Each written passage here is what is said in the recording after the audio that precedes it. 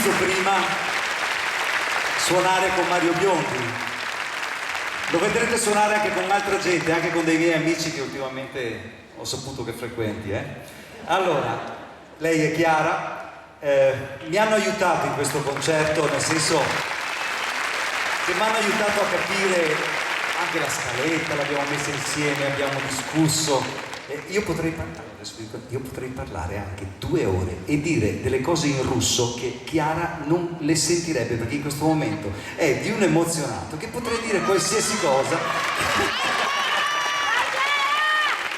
Infatti non la sente.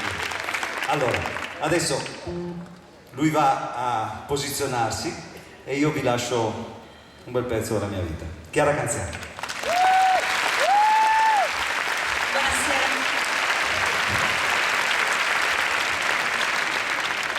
Questa prima canzone si chiama Scrivi d'oro.